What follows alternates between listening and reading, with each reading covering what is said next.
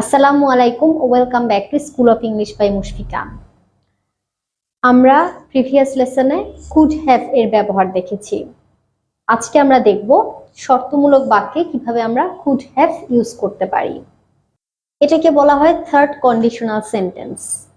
ওকে, যখন আমরা হ্যাড এর সাথে ভার্ব 3 ইউজ করব এবং পরের অংশে কুড হ্যাভ আনবো, এটা হয় থার্ড কন্ডিশনাল সেন্টেন্স। তাহলে চলো ক্লাসটা শুরু করি। If I had got time, যদি আমি সময় পেতাম। If I had got time, এই যে প্রথম অংশে ইফ এর সাথে হ্যাড, হ্যাড এর পরে দেখো verb 3। If I had get got গটেনও হয়, গেট গট গট এটাও হয়। তাহলে if I had got time, যদি আমি সময় পেতাম। I could have completed my work, আমি আমার কাজটা শেষ করতে পারতাম। I could have completed my work. তাহলে আমরা খাতায় এই প্রশ্নগুলো লিখে ফেলবো। তোমরা চাইলে এখানে অন্য সেন্টেন্সও লিখতে পারো। আমি লিখেছি if I had got time I could have completed my work. তোমরা লিখতে পারো if I had got time I could have gone there, আমি সেখানে যেতে পারতাম। পরের সেন্টেন্সটা দেখো, if they had told us, তারা যদি আমাদেরকে বলতো। If they had told us we could have, আমরা তাদেরকে হেল্প করতে পারতাম। We could have helped them. এর আগে কিন্তু আমরা শিখেছি কুড হ্যাভ এর পরে ভার্বের পার্টিসিপল ফর্মটা আসে, মানে পাস্ট পার্টিসিপল ফর্ম। তাহলে could have helped them, helped. ঠিক আছে, verb 3 helped. If they had told us we could have helped them. তোমরা চাইলে এখানে কুড হ্যাভ এর সাথে অন্য একটা ভার্ব ইউজ করতে পারো, কিন্তু ভার্বের পাস্ট পার্টিসিপল রূপটা আনতে হবে। এরপরটা দেখো, ইফ জাবির হ্যাড ব্রোকেন ইট, যদি জাবির এটা ভাঙতো। ইউ কুড হ্যাভ, তুমি এটা ফিক্স করতে পারতে, তুমি এটা ঠিক করতে পারতে। You could have fixed it. If Jabir had broken it you could have fixed it. তুমি লিখতে পারো you could have bought a new one, তুমি আরেকটা নতুন কিনতে পারতে। You could have bought a new one. Or you could have repaired it. পরের সেন্টেন্সটা দেখো, I could have gone there, আমি সেখানে যেতে পারতাম। I could have gone there. এখানে খেয়াল করো, কোনো কমা দেইনি। কেন? কারণ ইফ কিন্তু মাঝে এসেছে। এর আগে যে তিনটা সেন্টেন্স দেখতে পাচ্ছ প্রত্যেকটাই কমা আছে, কারণ এখানে ইফ শুরুতে ছিল। ওকে, প্রথম তিনটা সেন্টেন্সে ইফ ছিল শুরুতে, আর এই সেন্টেন্সে দেখো I could have gone there, আমি সেখানে যেতে পারতাম।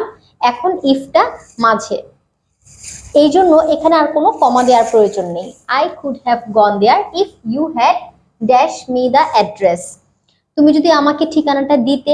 If you had given me the address, অথবা if you had sent me the address, তুমি যদি আমাকে ঠিকানাটা পাঠাতে।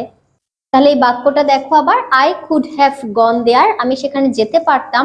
If you had given me the address, তুমি যদি আমাকে ঠিকানাটা দিতে। পরেরটা দেখো, হি, এইখানে তোমরা তাহলে নিজেরাই বুঝতে পারছো কুড হ্যাভ বসাতে হবে। He could have first in English, সে ইংরেজিতে পাস করত। If he had studied hard, if he had studied hard. এই সেন্টেন্সটা তোমরা খাতায় লিখে নিজেরাই তৈরি করো। দেখো সেন্টেন্সটা আরেকবার, he could have first in English if he had studied hard, সে ইংরেজিতে পাস করতে পারত যদি সে খুব ভালোভাবে পড়াশোনা করত।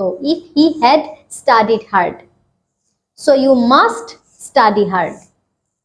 নেক্সট, শি, আবার গ্যাপ রেখে দ্য গেম ইফ শি। সেন্টেন্সটা আমরা কিভাবে তৈরি করতে পারি? সে খেলায় জিততে পারত। She could have won the game if she had practised regularly, যদি সে রেগুলারলি প্র্যাকটিস করত সে খেলায় জিততে পারত। দেখো আমি আবার কি লিখলাম, she could have won the game if she had practised with us, সে যদি আমাদের সাথে প্র্যাকটিস করতো সে খেলায় জিততে পারত। তাহলে এখানেও কিন্তু কমা নেই, কারণ ইফ মাঝে এসেছে। এই যেই সেন্টেন্সগুলোতে দেখবে ইফ মাঝে আছে সেখানে আর কমা দেওয়ার প্রয়োজন নেই। She could have won the game if she had practised with আস, এখানে হ্যাড ছিল না, আমি কিন্তু আবার হ্যাড দিলাম if she had practised with আস, কারণ এটা third conditional sentence. Third conditional সেন্টেন্সে আমাদেরকে অবশ্যই এভাবে ইউজ করতে হবে বাক্যগুলো, হ্যাড এর সাথে ভার্ব 3 হবে। এখন দেখো পরের সেন্টেন্সটা, if you had wanted to learn, তুমি যদি শিখতে চাইতে, if you had wanted to learn I could have taught you again, আমি তোমাকে আবার শেখাতে পারতাম। I could have taught you again।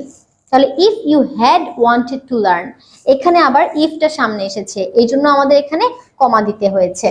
if you had wanted to learn, তুমি যদি শিখতে চাইতে, I could have taught you again। তো সেন্টেন্সটা তোমরা মিলিয়ে নাও, if you had wanted to learn I could have taught you again। এখন আমরা প্রত্যেকটা বাক্য আরেকবার পড়ব। If I had got time, I could have completed my work.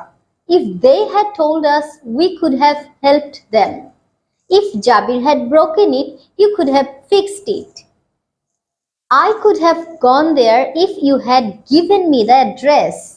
He could have passed in English if he had studied hard.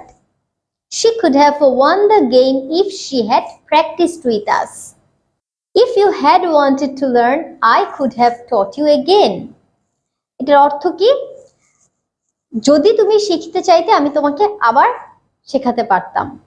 I could have taught you again। এখন তোমরা third conditional সেন্টেন্সে আরো নতুন কিছু বাক্য তৈরি করো এবং এই বাক্যগুলো বলারও প্র্যাকটিস করবে। Thanks for watching this lesson. আসসালামু আলাইকুম।